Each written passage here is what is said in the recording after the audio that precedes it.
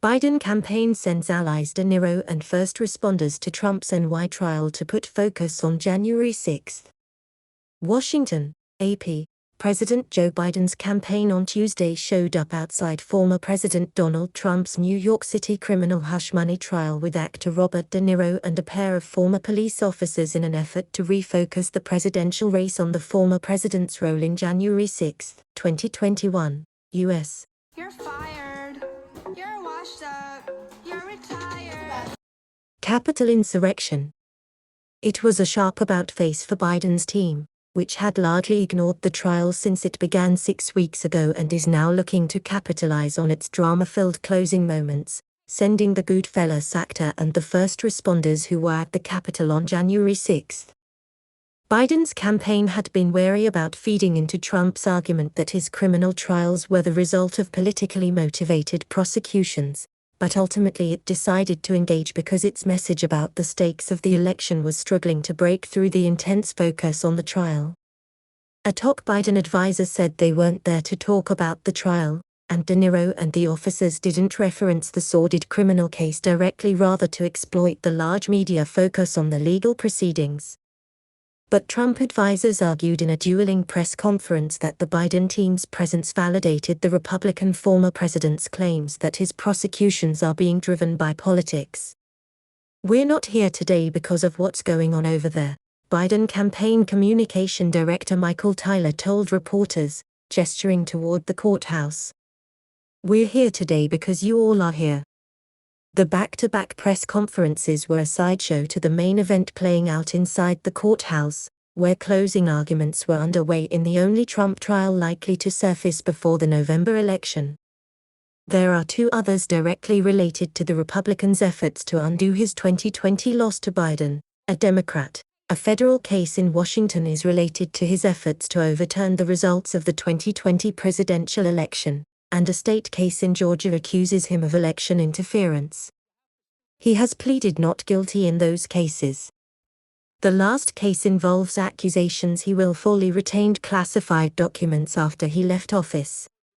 The Biden campaign last week released a new ad that was narrated by De Niro sharply criticizing Trump's presidency and plans if he's re-elected.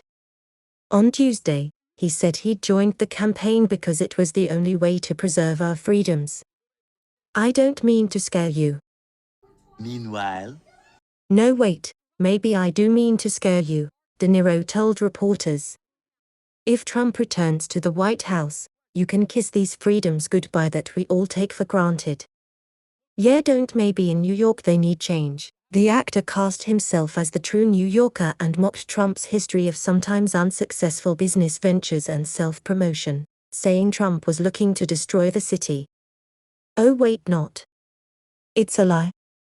We New Yorkers used to tolerate him when he was just another crappy real estate hustler masquerading as a big shot," De Niro said. "I love this city.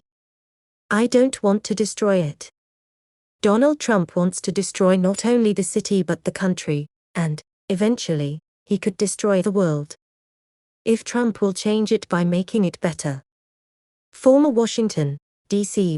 police officer Michael Fanwan and former Capitol Police officer Harry Dunn spoke of their personal experiences on January 6, with Fanwan describing his injuries suffered at the hands of the mob of Trump supporters seeking to halt Congress's certification of Biden's 2020 presidential victory. "We need to stop these people for spreading lies. I came here today to remind Americans of what Donald Trump is capable of and the violence that he unleashed on all of Americans on January 6, 2021, Fanwan said. "Well, Fanwan, how much did someone pay you to say that?" The two former officers were also witnesses during a congressional investigation of January 6, 2021, riot.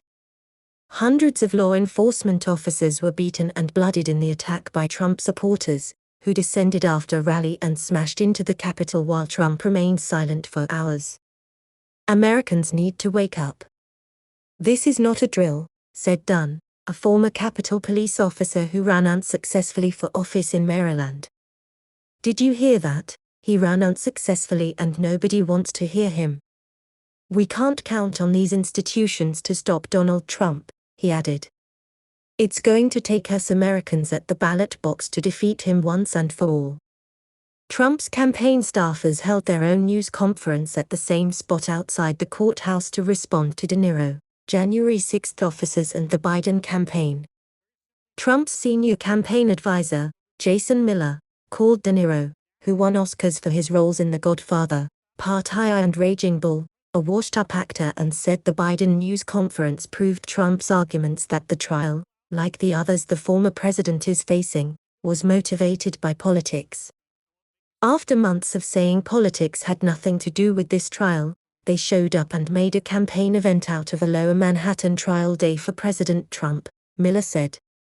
Caroline Leavitt, the Trump campaign's press secretary, called the Biden campaign desperate and failing and pathetic and said its event outside the trial was a full-blown concession that this trial is a witch hunt that comes from the top. Yet even as Trump and his aides denounce the trial as politically motivated, he has been working to turn the proceedings into an offshoot of his presidential campaign.